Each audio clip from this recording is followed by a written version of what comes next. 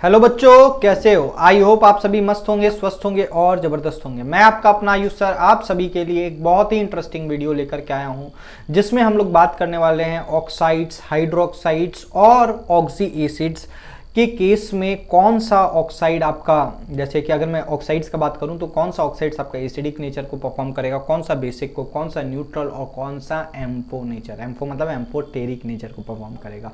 तो इस वीडियो के द्वारा आपका ये कॉन्सेप्ट बहुत ही आसानी से क्लियर हो जाएगा और यह आपको हर एक कॉम्पिटेटिव एग्जाम में हेल्प करने वाला है। अगर इससे सवाल आता है तो आप जरूर वहां पर मार्क्स गेन करके ही उठोगे। तो इस वीडियो को लास्ट तक देखें, चीज़ों को सीखे समझे, बहुत ही मज़ा आएगा आपको। तो शुरुआत करते हैं ऑक्साइड से। सबसे पहले तो हम लोग ये देखना सीखेंगे कि कौन सा ऑक्साइड्स एसिडिक नेचर को परफॉर्म करेगा, कौन सा बेसिक। इंडिविजुअल ऑक्साइड्स को मैं कैसे पहचानूंगा? तो अगर मैं बात करूं ऑक्साइड्स के फील्ड में, तो ऑक्साइड्स आपको जो मिलेंगे वो मिलेंगे या तो मेटल के ऑक्साइड्स मिलेंगे, या तो वो आपको मेटल के ऑक्साइड्स मिलेंगे,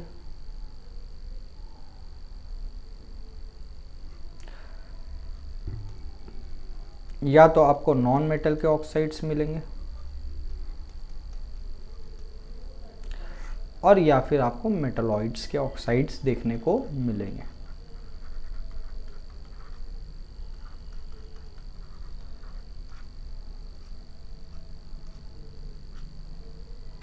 तो अगर मैं बात करूं आपसे कि मेटल ऑक्साइड्स को देख करके आप कैसे पहचानोगे कि कौन सा एसिडिक नेचर को परफॉर्म कर रहा है, कौन सा बेसिक को परफॉर्म कर रहा है, कौन सा एम्फो को कर रहा है, तो बड़ा आसान तरीका है।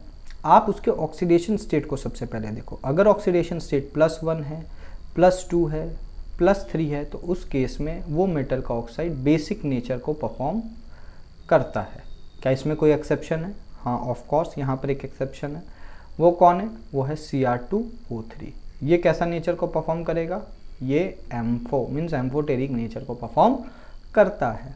वहीं पर अगर मैं आपसे बात करूं +4 अगर किसी का ऑक्सीडेशन स्टेट है, तो उस पर्टिकुलर कंडीशन में वो कैसा नेचर को परफॉर्म करता है? वो उस पर्टिकुलर कंडीशन में एम्फोटेरिक नेचर को परफॉर्म करेगा। वहीं अगर +5 है, +6 है, +7 है, तो वो कैसा नेचर को परफॉर्म करता है? वो एसिडिक नेचर को परफॉर्म करेगा। अच्छा, अगर मैं बात करूं क्या इसमें भी कोई एक्सेप्शन है? हाँ है, एक्सेप्शन क्या है आपका? V2O5। हर एक एक्सेप्शन का मैं एक्सप्लेनेशन भी दूंगा, तो निश्चिंत रहिए, मस्त तरीका से बस आप सुनते रहिए चीज़ों को। ठीक है बच्चों, चलिए आगे बढ़ते हैं। वहीं पर अगर मैं बात करूं नॉन मेटल के ऑक्साइड्स का, तो ये जनरली एसिडिक होते हैं, एसिडिक इन नेचर होते हैं। बेसिक नेचर के तो ये होते ही नहीं हैं, एसिडिक नेचर के होते हैं। हाँ, इनमें से कुछ ऑक्साइड्स न्यूट्रल नेचर के जरूर पाए जाते हैं। तो वो कुछ ऑक्साइड्स कौन कौन से हैं? CO है, N2O है, NO है। कई जगहों पर H2O भी आपका न्यूट्रल ऑक्साइड के तरह ही मान लिया जाता है। ये न्यूट्रल इन नेचर होते हैं। लेकिन मैं बता दूं, NCERT में साफ साफ लिखा हुआ है, NCERT में H2O को एम्फोटेरिक नेचर का माना गया है। क्लियर? तो ये आपको ध्यान रखनी है। तो जनरली जितने भी नॉन मेटल के ऑक्साइड्स होंगे वो एसिडिक ही नेचर के पाए जाते हैं। वहीं अगर मैं मेटलॉइड के ऑक्साइड्स का बात करूं, तो मेटलॉइड के ऑक्साइड्स भी जनरली एसिडिक ही होते हैं। या तो ये एसिडिक होंगे, except those who are amphoteric in nature. जो एम्फोटेरिक इन नेचर है उसको छोड़ करके बाकी जितने भी मेटलॉइड के ऑक्साइड है वो कैसे होंगे? एसिडिक नेचर के होंगे। अच्छा, मेटलॉइड का अगर मैं जहाँ तक बात करूँ, तो मेटलॉइड का एग्जाम्पल क्या हो जाएगा? GE हो जाएगा, SB हो जाएगा, TE हो जाएगा, AS हो जाएगा, ... इसमें बोरोन एंड सिलिकॉन कभी भी मेटलॉइड नहीं होंगे, इस बात को ध्यान रखिएगा। Boron and silicon are typically non metal. अगर उनकी ऑक्साइड्स का बात करूं तो उनका ऑक्साइड्स एसिडिक नेचर का होता है। क्लियर? तो ये छोटी छोटी मोटी मोटी बातें थी जो आपको ध्यान रखनी चाहिए। चलिए कुछ एग्जाम्पल्स भी अगर मैं देखना चाहूँ तो देखेंगे, हम लोग चीज़ों को समझेंगे। एम्फोटेरिक नेचर को परफॉर्म करता है। वहीं पर अगर मैं आपसे पूछ लूँ Bi2O5 के बारे में बताओ, तो Bi2O5 में ये जो Bi ये मेटल है और इसका ऑक्सीडेशन स्टेट यहाँ पर +5 है, तो ये कैसा नेचर का हो जाएगा, एसिडिक नेचर का हो जाएगा। वहीं पर अगर मैं बात कर लूँ Mn2O5 का, तो Mn2O5 में ये जो Mn है ये कैसा नेचर का हो जाएगा, जल्दी जल्दी जल्दी फटाफट, यस, एसिडिक नेचर का हो जाएगा। क्लियर है। अगर मैं बात करूं TiO2 का, तो TiO2 में Ti का ऑक्सीडेशन स्टेट क्या है, +4, तो ये कैसा नेचर का हो जाएगा, एम्फोटेरिक नेचर का हो जाएगा। वहीं मैं बात करूं CaO का, यहाँ Ca का क्या ऑक्सीडेशन स्टेट है, +2, ये कैसा नेचर का हो जाएगा, बेसिक नेचर का हो जाएगा। वहीं मैं CO2 का बात करूं, नॉन मेटल है, कैसा, एसिडिक जैसा। कार्बन मोनोऑक्साइड बेटा, उसी 3 में से ये एक है, इसका नेचर न्यूट्रल हो जाएगा। यही मैं बात करूं NO2 का, नॉन मेटल के ऑक्साइड्स एसिडिक नेचर के होते हैं। अगर NO या N2O होता तो वो न्यूट्रल हो जाता। तो आई होप तुम्हें समझ में आ गया होगा कि कैसे मैं एसिडिक नेचर का होगा, कौन बेसिक नेचर का होगा, कौन न्यूट्रल नेचर का होगा, कौन एम्फोटेरिक नेचर का होगा, आप अब आसानी से पहचान सकते हैं। क्लियर। तो ये हो गया आपका पहचानना कि आप कैसे पहचानेंगे। लेकिन नेक्स्ट जो सवाल आता है वो आता है ऑर्डर में अरेंज करना। तो ऑर्डर को कैसे डिसाइड करेंगे, order of the oxides comma hydroxides और oxy acids on the basis of their acidic nature। कैसे सजाएंगे, आइए देखें और समझें। इसको सजाने के लिए आपको क्या करना पड़ेगा, स्टेप्स को फॉलो करना पड़ेगा। अगर ये स्टेप्स आपके दिमाग में बड़े आसानी से सॉल्व करके निकल जाओगे। तो स्टेप 1 आपका क्या है, स्टेप 1 है इलेक्ट्रोनेगेटिविटी। इसको शॉर्ट में लिख रहा हूँ, electronegativity of the item. Generally जब हम ऑक्साइड्स, हाइड्रोक्साइड्स और ऑक्सी एसिड्स का बात करते हैं तो वहाँ पर हम ये 2 स्टेप्स का इस्तेमाल करेंगे और इसी से आप ऑर्डर को बड़े आसानी से डिसाइड कर पाएंगे। तो अगर किसी भी सेंट्रल एटम का, आपको इलेक्ट्रोनेगेटिविटी तो चेक करना है, लेकिन किसका, सेंट्रल एटम का, अगर इलेक्ट्रोनेगेटिविटी ज़्यादा है तो हम कहेंगे कि उसका या उसमें एसिडिक नेचर क्या होगा, ज़्यादा होगा। अगर किसी सेंट्रल एटम का इलेक्ट्रोनेगेटिविटी ज़्यादा है तो उसमें उस एसिडिक नेचर भी क्या होगा, ज़्यादा होगा। वहीं अगर मैं बात करूं, अगर स्टेप 1 फेल हो जाए तो स्टेप 2 में जाना और ऑक्सीडेशन स्टेट निकालना। ऑक्सीडेशन स्टेट कैसे निकालते हैं इसका भी हमने वीडियो आपको प्रोवाइड करा दिया है, तो आप चाहो तो उसको देख सकते हो अगर आपको ऑक्सीडेशन स्टेट निकालने नहीं आता है तो। अगर आता है तो कोई दिक्कत की बात नहीं है। तो ऑक्सीडेशन स्टेट अगर ज़्यादा होगा तो भी एसिडिक नेचर क्या होगा बच्चों, ज़्यादा होगा। तो भी एसिडिक नेचर ज़्यादा होता है।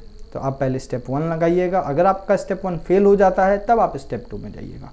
लेकिन बहुत जगहों पर ये चीज़ भी फेल हो जाती है। लेकिन अगर मैं सिंपल कोई एक सवाल आपको दूं तो आप इस बेसिस पे बना सकते हो। मान लीजिए आपको मैं दे दूं HNO3, मैं आपको दे दूं H3PO4, मैं आपको दे दूं H2SO4 और मैं आपको बोलूं कि बताओ इसका एसिडिक नेचर का ऑर्डर बताओ भाई। तो आप पहले क्या स्टेप लगाएंगे, इलेक्ट्रोनेगेटिविटी। तो electronegativity of the central item, यहाँ नाइट्रोजन है, यहाँ फास्फोरस, यहाँ सल्फर है, तो नाइट्रोजन का सबसे ज़्यादा, फिर सल्फर का और फिर फास्फोरस का। तो इसका एसिडिक नेचर का भी अगर आप ऑर्डर बनाएंगे तो एसिडिक नेचर का ऑर्डर भी कुछ ऐसा ही आएगा, HNO3, फिर आएगा H2SO4 और फिर आएगा H3PO4। लेकिन वहीं अगर मैं आपको एक क्वेश्चन दे दूँ H3PO4, H3PO3, H3PO2, तो अब आपका ऑर्डर सेम नहीं होगा। अब यहाँ पर अगर आप चाहो तो आप लगाओ इलेक्ट्रोनेगेटिविटी का ऑर्डर लगाओगे तो इलेक्ट्रोनेगेटिविटी में आप फेल हो जाओगे क्योंकि यहाँ सारे ही सेंट्रल एटम सेम है। तो फिर आप क्या जाओगे, ऑक्सीडेशन स्टेट में जाओगे। तो अगर आप यहाँ पर इसका ऑक्सीडेशन स्टेट निकालोगे +5 आएगा, यहाँ निकालोगे +3 आएगा, यहाँ निकालोगे +1 आएगा। आपको पता ऑक्सीडेशन स्टेट जिसका ज़्यादा होगा उसमें एसिडिक नेचर भी ज़्यादा होगा। तो अगर मैं ऑक्सीडेशन स्टेट का बात करूँ तो H3PO4 का सबसे ज़्यादा, फिर H3PO3 का, फिर H3PO2 का। तो इस हिसाब से एसिडिक नेचर का जो ऑर्डर आना चाहिए वो डिट्टो सेम टू सेम यही आना चाहिए, क्योंकि ऑक्सीडेशन स्टेट एसिडिक नेचर के डायरेक्टली प्रोपोर्शनल होता है, लेकिन ये गलत है। ये एसिडिक नेचर का जो ऑर्डर है ये गलत है। तो अब सवाल है कि सर फिर सही ऑर्डर क्या है? उससे पहले मैं आपको कुछ चीज़ें बता दूं, जैसे एसिड क्या होता है। बोलेंगे सर बचपन से पता है यार एसिड क्या होता है। ऑक्सी एसिड का एसिडिक नेचर किस पे डिपेंड करेगा? ऑक्सी एसिड हम उसको कहते हैं जो H+ दे। ऑक्सी एसिड के केस में वो H निकलता है जो ऑक्सीजन से कनेक्टेड होता है, क्योंकि वही H सबसे दुखी होता है, क्योंकि वो सबसे ज़्यादा इलेक्ट्रोनेगेटिव एलिमेंट से जुड़ा हुआ होता है, जिस कारण जब भी उसको मौका मिलता है तो वो वहाँ से निकलना चाहता है। इसी कारण हम उस हाइड्रोजन को जो ऑक्सीजन से कनेक्टेड होता है, in case of oxy acid हम वैसे हाइड्रोजन को एसिडिक हाइड्रोजन भी कहते हैं। तो अगर मैं बात करूं एसिड वो होता है जो H+ देता है। वहीं मैं ऑक्साइड्स का जब मैं बात करता हूं तो मैं वहां पर लुईस का डेफिनेशन को फॉलो करता हूं, लेकिन जहां पर मैं ऑक्सी एसिड का बात करूंगा वहां आरिनस का डेफिनेशन को फॉलो करता हूं। आरिनस का डेफिनेशन ये कहता है कि जो H+ दे वो एसिड, जो जल्दी H+ दे वो एक अच्छा एसिड होता है। अब सवाल है सर जल्दी H+ कौन देगा? जल्दी H+ वो देगा जिसका कॉन्जुगेट बेस क्या है? जब H+ निकलता है तो जो आपको प्रोडक्ट मिलता है वही कॉन्जुगेट बेस होता है। तो जिसका कॉन्जुगेट बेस ज़्यादा स्टेबल होगा वो जल्दी H+ को रिलीज करेगा, और जो जल्दी H+ देगा वो एक अच्छा एसिड कहलाएगा, उसमें एसिडिक नेचर ज़्यादा कहलाएगा। तो अगर मैं बात करूं H3PO4 के केस में, तो कॉन्जुगेट बेस आपका क्या बनेगा? कुछ ऐसा बनेगा। H3PO3 के केस में जो कॉन्जुगेट बेस बनेगा वो कुछ ऐसा बनेगा, और H3PO2 के केस में जो कॉन्जुगेट बेस बनेगा वो ऐसा बनेगा। अब इसको जो मैं एक्सप्लेन करने जा रहा हूँ वो मैं रेजोनेंस और क्रॉस रेजोनेंस के कंसेप्ट को लगा करके एक्सप्लेन करूँगा। तो यहाँ पर कैसा रेजोनेंस होगा? ये रेजोनेंस में पार्टिसिपेट करना चाहेगा, और इसके रेजोनेंस में पार्टिसिपेट करने के कारण ये नेगेटिव चार्ज भी तो बोलेगा कि मेरे में क्या दिक्कत है, मैं भी रेजोनेंस में पार्टिसिपेट करूँगा। तो ये भी रेजोनेंस में पार्टिसिपेट करने चाहेगा। तो इस नेगेटिव चार्ज और इस नेगेटिव चार्ज के रेजोनेंस में पार्टिसिपेट करने के कारण यहाँ पर रेजोनेंस नहीं, यहाँ क्रॉस रेजोनेंस होता है। क्या होता है? Cross resonance. यहाँ पर भी क्या होगा? क्रॉस रेजोनेंस होगा, क्योंकि यहाँ पर भी दो नेगेटिव चार्जेस हैं जो चाहेगा मैं इस डबल बॉन्ड O के साथ रेजोनेंस परफॉर्म करूँ, लेकिन यहाँ पर सिर्फ और सिर्फ रेजोनेंस होता है। देखो ऐसा नहीं है कि क्रॉस रेजोनेंस डिस्टेबलाइज करने का काम करता है, क्रॉस रेजोनेंस भी स्टेबलाइज करने का काम करता है और रेजोनेंस भी स्टेबलाइज करने का काम करता है। दोनों ही मॉलिक्यूल को स्टेबलाइज करने का काम करता है, लेकिन क्रॉस रेजोनेंस थोड़ा कम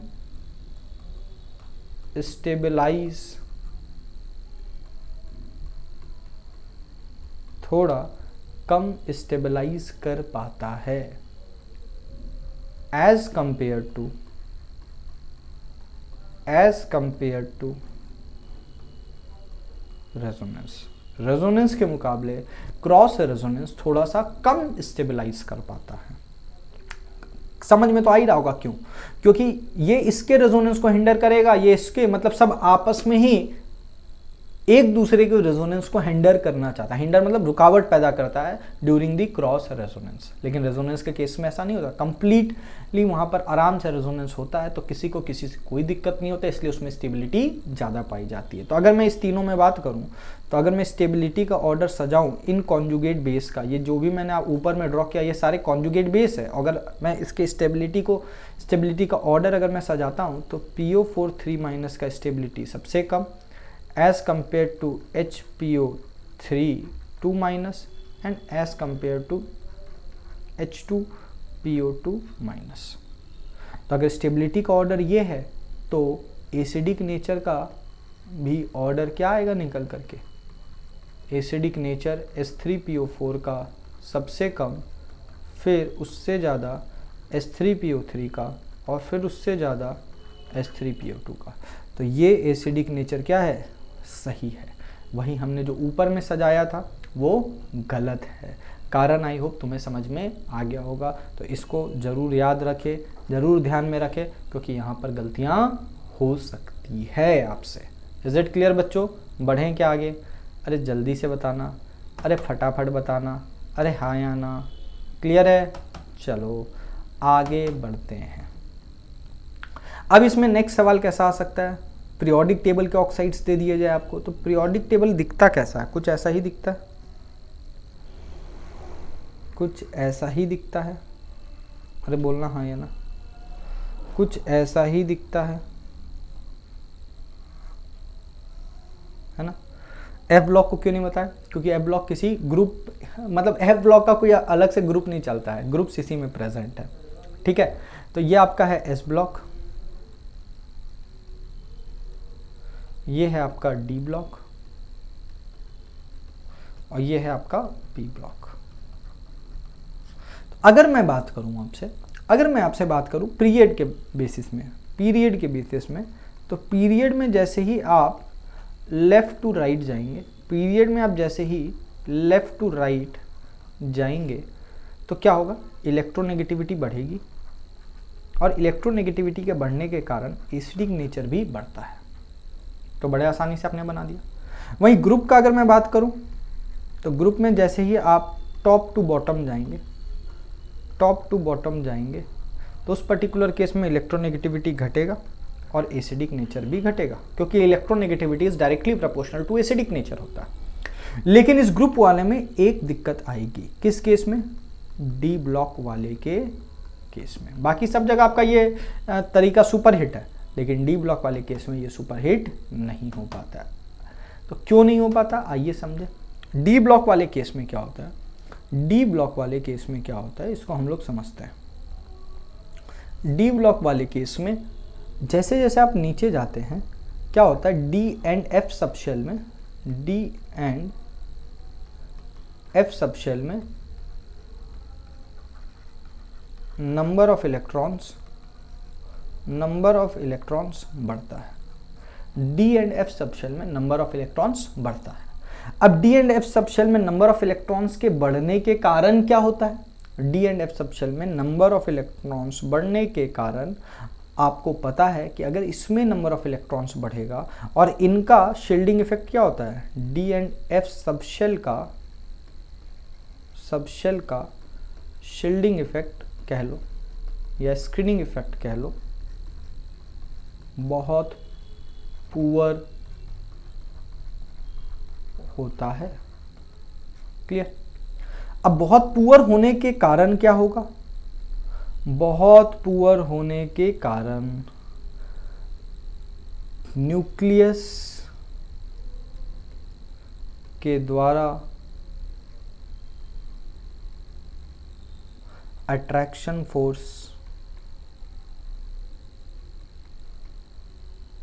बढ़ जाता है। न्यूक्लियस के कारण अट्रैक्शन का फोर्स बढ़ जाता है, और न्यूक्लियस के कारण जो अट्रैक्शन का फोर्स बढ़ता है, तो उसके अंदर लुईस एसिडिक नेचर की बढ़ोतरी होते हुए नजर आती है। लुईस एसिडिक नेचर भी बढ़ता है। तो हम कहते हैं कि जब हम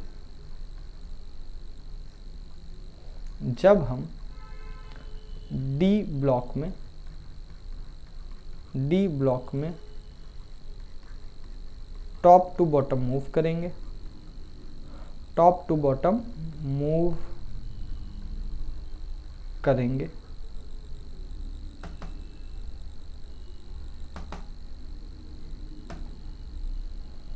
जब हम डी ब्लॉक में टॉप टू बॉटम मूव करेंगे तो एसिडिक नेचर बढ़ेगा, घटेगा नहीं, बढ़ेगा। बाकी सब केस में